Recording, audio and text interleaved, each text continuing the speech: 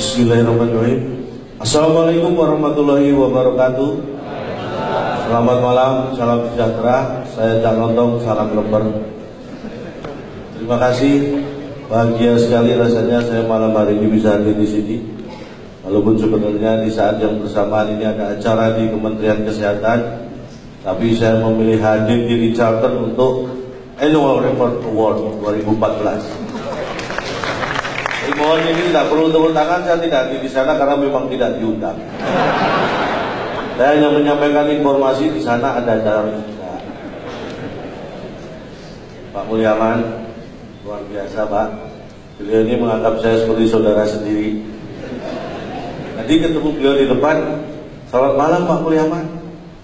Saudara siapa ya? Terus dia menganggap saya saudara. Kalau hari-hari biasa itu menghadap Pak Mulyaman itu waktunya susah sekali, jauh sibuk.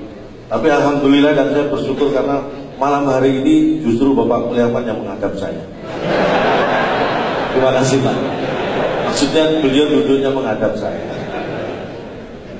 Kalau Pak Tito punya kedekatan emosional dengan saya, makanya beliau kalau dekat dengan saya itu bawanya pengen emosi terus. Terima kasih Pak. Ini hanya bercanda karena sebenarnya saya ini stres. Saya disuruh stand up dengan tema, makanya saya bawa ini supaya saya tidak salah. Akuntabilitas dan transparansi informasi untuk memenangkan persaingan bisnis dalam era integrasi ekonomi Asia. Memahami arti kalimat ini saja saya kesulitan. Apalagi untuk menciptakan materi joke dengan tema ini. Saya berusaha, semalam saya nggak sempat tidur. Saya berusaha mencari semampu saya. Tetapi menurut saya, pemahaman saya intinya, kita harus ingat dengan apa yang dilakukan oleh PT Kereta Api dengan filosofi gerbong. Untuk melaksanakan tema kita ini, kita butuh peran eksekutif. Maksudnya apa? Biasanya gerbong ekonomi dan bisnis itu berjalan bersama. Nah, gerbong eksekutif ini biasanya hanya menggandeng gerbong restorasi. Filosofi ini yang kita lakukan. Jadi dibutuhkan kemampuan dan kemauan dari eksekutif untuk bisa merestorasi iklim dan situasi yang kondusif supaya ekonomi dan bisnis bergerak maju menghadapi persaingan ke depan. Alhamdulillah, semalam tidak tidur nggak sia-sia. Kalau sebenarnya nggak ada isinya juga. Kata-katanya ada hubungannya, kita saya sudah bersyukur. Berat sekali. Tapi bicara masalah persaingan, apalagi kalau ASEAN, saya yakin Indonesia nggak ada duanya. Kalau dulu Malaysia tahun 70-80 impor tenaga pengajar guru dari Indonesia. Sekarang tahun 90-2000 yang diimpor hanya yang mungkin kita sebut saja asisten rumah tangga. Itu banyak yang mengatakan kualitas kita sudah turun. Salah. Indonesia tetap hebat, tetap berkualitas. Yang turun adalah selera orang Malaysia. Dulu suka guru, sekarang sukanya pembantu. Itu harus kita paham. Makanya jangan mau kalah. Saya yakin kita akan menang. Dan saya menganggap penting sekali ya, namanya annual report. Mohon maaf, artinya apa sih Pak? Saya dengar katanya laporan keuangan tahunan atau apapun. Saya menganggap itu penting sekali. Walaupun tidak semua laporan itu sebenarnya penting. Ada laporan yang tidak penting tapi selalu dilakukan, hanya formalitas. Laporan komandan upacara kepada inspektur upacara. Itu tidak penting sama sekali. Semua juga sudah tahu kalau kumpul di lapangan semua siap mau upacara. Tapi laporan itu tetap dilakukan. Saking tidak pentingnya, ada yang beranggapan bahwa report itu nggak penting. Sampai mungkin Presiden kita keempat, Republik Indonesia keempat, selalu mengatakan gitu aja kok repot. Saking nggak pentingnya repot.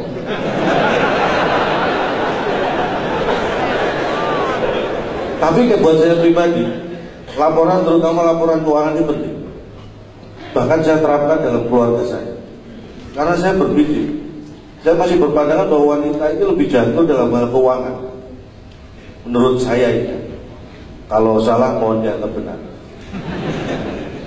Makanya keuangan keluarga ini saya serahkan pada istri yang mengelola.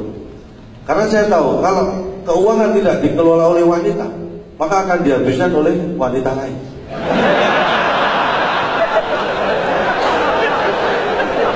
Makanya saya anggap penting. Itulah pentingnya. Dan tepuk tangan buat wanita-wanita Indonesia. Karena itu, ini himbauan saya kepada kaum laki-laki, terutama pada diri saya sendiri. Karena prinsipnya, kaum pria itu kalau sering keluar malam, itu semakin banyak menghabiskan uang. Nah, wanita semakin sering keluar malam, itu semakin berpeluang menghasilkan uang. Ini khususnya wanita yang sudah go publik ya. Saya nggak tahu apakah ini tercatat di Bursa Efek, Pak. Tapi itulah pentingnya. Makanya saya kemana-mana selalu saya simpan foto istri saya di dompet. Setiap ada masalah pekerjaan saya buka dompet, nggak istri, wah masalah terasa ringan. Karena masalah terberat ya itu foto ini.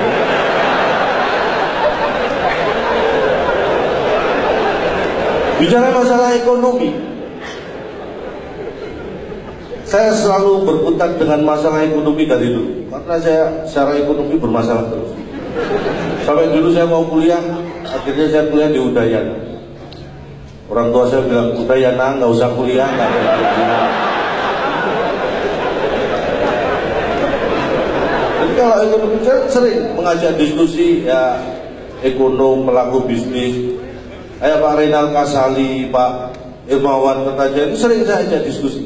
Cuma beliau-beliau nggak mau.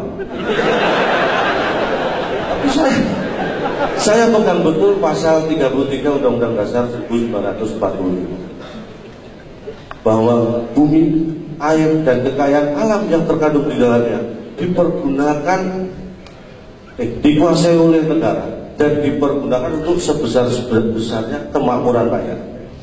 Saya pegang itu. Walaupun kenyataannya kekayaan dan sumber daya mineral kita ini banyak dikuasai asing.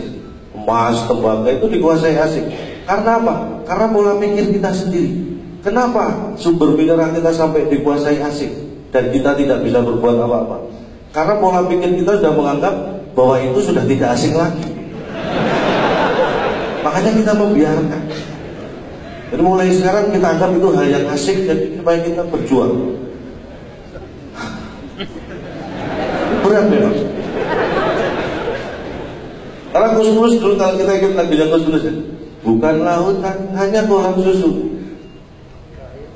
Lagunya gimana? Orang bilang tanah kita tanah surga, tongkat kayu dan batu jadi tanaman. Nah masalahnya kalau sampai sekarang rakyat kita masih belum sejahtera. Siapa yang salah? Kusnus. Kok berani-beraninya nyanyi gitu? Ini yang berani. Makanya kita harus mewujudkan bersama. Dan saya yakin, karena saya lihat kemiskinan ini mulai menurun. Saya survei sendiri di lingkungan saya. Kemiskinan menurun. Dari dulu kakeknya miskin, bapaknya, sekarang anaknya, cucunya turun.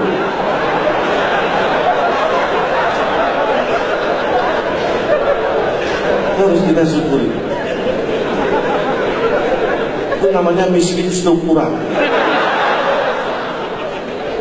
Butuh usaha lebih keras lagi. Tapi menghadapi tekanan ekonomi, karena rupiah kan mulai menguat. Maksudnya lebih tepatnya mengkhawatirkan. Menghadapi ekonomi yang seperti ini, saya terapkan kuncinya apa? Ikhlas, pasrah. Dan terasa, benar. Ketika saya punya masalah ekonomi, anak istri saya pasrahkan ke mertua, beban ekonomi saya lebih ringan. Kuncinya pasrah. Dan saya ingin menyampaikan, mungkin waktu saya sangat terbatas. Saya harap apa yang saya sampaikan ini kurang. Kalau kurang kan pengen nambah. Kalau pengen nambah ada cara seperti ini, saya diundang lagi. Tapi dengan catatan tolong temanya jangan berat-berat Pak. Kita ingin kondisi kita aman supaya ekonomi kita bisa berjalan, berkembang dengan baik, mencapai target pertumbuhan ekonomi yang diharapkan. Tapi kadang-kadang kalau saya melihat, kadang-kadang anak kecil itu bakatnya kelihatan mulai kecil. Saya lihat amati tetangga saya, anaknya yang pertama suka nyatet, pemasukan itu dicatat, wah ini gedenya pasti jadi akuntan. Yang nomor 2 itu sukanya perang-perangan, wah pasti jadi tentara. Kalau yang ketiga ini kayaknya jadi polisi, minta uang jajan.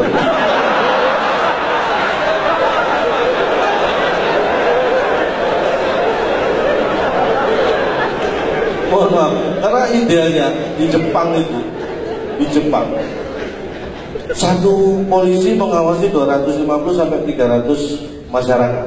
Nah di Indonesia ini belum bisa ideal seperti itu, karena 250 sampai 300 masyarakat itu baru bisa mengawasi satu polisi. Itu harus kita tingkatkan. Karena saya ingat betul pentingnya ekonomi. Bung Hatta pernah mengatakan bahwa koperasi itu soko guru ekonomi. Dan saya agak prihatin karena justru sekarang ekonomi guru soko koperasi. Ini yang harus kita rubah, terutama koperasi simpan pinjam. Pak ketawanya kenceng banget Pak. Saya ada kasbon berapa Pak? Ya mohon maaf, hanya ini yang bisa saya sampaikan. Sekali lagi kalau ada yang salah, karena tak ada gading yang tak retak, atas nama keluarga besar Gajah saya mohon maaf tidak bisa menghasilkan gading yang tidak retak. Kita berjumpa lagi, saya Cak Lontong, salam lemper. Dan saya undang teman saya Andriani.